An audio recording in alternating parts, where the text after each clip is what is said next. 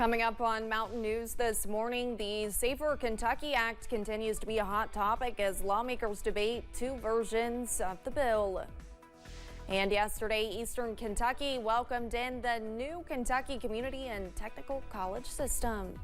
Dedicated to Eastern and Southern Kentucky, this is WYMT Mountain News this morning.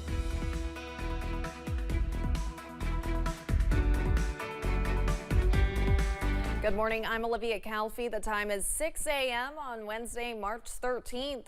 Now let's send it over to meteorologist Tim Drawbridge for a look at your forecast this morning. Good morning, Olivia. Good morning, everyone. Some waves of high clouds moving across the region, and outside our door here at WYMT, we are in the mid-40s. Let's check out the temps. First, the weather headlines, and yes, we've got a great stretch of weather that will be continuing here. The only question is a disturbance comes in from the west late this afternoon into this evening. Can it overcome some dry air close to the ground, produce a shower or a sprinkle? That'll be pretty much 75 points west over toward Danville and Somerset. Nice day tomorrow before the showers are widespread for all of us on Friday. Temperature-wise this morning, we are pretty much varying from the mid and upper 30s to the lower 50s, very similar to yesterday. Depends if your wind calmed out completely on the overnight period. Here are the waves of high clouds coming on in. That's the disturbance back towards St. Louis that we track for this afternoon. All right, here is your hour-by-hour forecast showing we average out to being partly cloudy today with a high late this afternoon in Hazard to 71. The first alert 7-day forecast as we trend into the weekend has a cool down on it. When? We'll let you know in a few moments. Olivia? Tim, thank you. A sad update this morning on a story we first brought you over the weekend. A Powell County one-year-old girl who was on life support following a fire has died. Her mother posted the update last night on Facebook. Kiki was injured in a fire Friday morning. Her dad ran in to get her. He received serious burns. Monday, the family held a prayer vigil for Kiki, praying for a miracle. A preliminary hearing for the man involved in an officer-involved shooting in Laurel County happened yesterday. Dylan Sutherland was charged with 4 counts of attempted murder of a police officer last month. The case will be heard by the Laurel County grand jury on April 19th. Tensions were high yesterday in Frankfort as a Senate Judiciary Committee discussed House Bill 5, also known as the Safer Kentucky Act.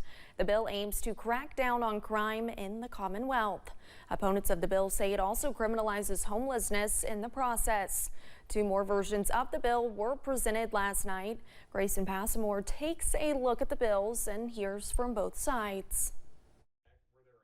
House Bill 5, the controversial crime bill, was heard before a Senate committee Tuesday, once again sparking hours of debate as both Senators Whitney Westerfield and John Schickel presented their proposed and very different changes to the Safer Kentucky Act, which, as written, would make illegal camping a crime. Making sure that we respond not just to penalize the conduct, but to respond to the root causes of their homelessness in the first place. Homelessness is causing our neighborhoods to spiral down. People are afraid to go conduct business. They're afraid to go out and walk in the evening. Westerfield wants guarantees that anyone unhoused would be referred services by an officer first. Schickel and bill sponsors say they believe public safety should be the first priority. First goal with the enforcing officer is he's going to say, you need to move along. And if the person chooses to be non-compliant, then that's an entirely different situation. I think this bill implies that homelessness is caused by substance use disorder, and that is not always the case. Concerns of the wide-sweeping bill don't stop there. The bill proposes a 3 strikes measure, meaning life in prison for violent offenders. But some worry what constitutes a violent offender is now too broad. If you burn a house down, you rape a woman, and then you kill somebody, you're going to prison for the rest of your life. There's nothing wrong with that. And you know who likes that the most? The person who would have been the 4th victim. HB 5 enhances penalties in many other areas like attempted murder and fentanyl distribution, or the shopkeeper's privilege that lets a business owner use reasonable force if necessary to stop someone from stealing. Many who filled the crowded committee room, like Pam Thomas with Kentucky Center for Economic Policy, fear the state won't be able to afford the billions of dollars estimated over the next decade to house so many incarcerated people. This is a system that cannot handle the influx of new people if House Bill 5 passes in its current form. At the Capitol, Grayson Passmore, WKYT. More testimony will be heard Thursday morning. The Senate hopes to have a vote on the bill that same day. If approved, it will go back to the House for a vote before heading to the governor's desk if approved. Yesterday morning, leaders gathered for the 56th Governor's Prayer Breakfast. Governor Andy Beshear focused on his last 4 years in office and how his faith has helped him through obstacles. The governor was also joined by Jewish and Muslim leaders who talked about coming together as a state. Former UK point guard Dominique Hawkins was one of the keynote speakers. He shared how faith played a role in his life. At the state of Kentucky, we need to just come together. Smile at each other, show love. The theme for this year's prayer breakfast was Forward Together in Faith, Empathy, and Compassion. Community members gathered in Hazard to welcome the new president of the Kentucky Community and Technical College System. Former Kentucky Commissioner of Agriculture Dr. Ryan Quarles was selected as the 4th president of KCTCS. Quarles says his focus during his tenure boils down to 3 major areas. I want to make sure that we're affordable, we're accessible to all, and that we are providing a solution for the workforce issues, not just of Eastern Kentucky, but statewide as well.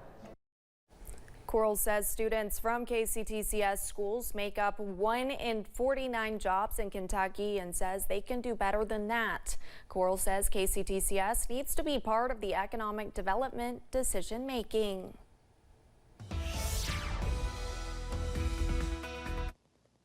And a good Wednesday to you. Temperatures very similar to yesterday. Yes, they're warmer, but they vary depending on where you are because your wind may have calmed down, just like it has Manchester to Harlan down toward Middlesboro, down to 35 now your way.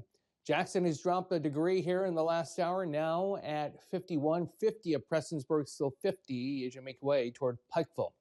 Satellite weather composite, the waves of high clouds moving across the region, just dimming the starlight on the overnight. We've got this disturbance coming in, and that late this afternoon to this evening, west of I-75 could squeeze out a sprinkle or a shower. In the meantime, enjoy the sunshine. This has been a tremendous week. In the weather department, a forecast high late this afternoon near 70, specifically 71 and Hazard. More about your First Alert 7-day forecast. That's coming up in just a few moments. Olivia. Thank you, Tim, and thanks for joining Mountain News this morning. More news is on the way. When we return, we'll take a look at the results from last night's presidential primaries.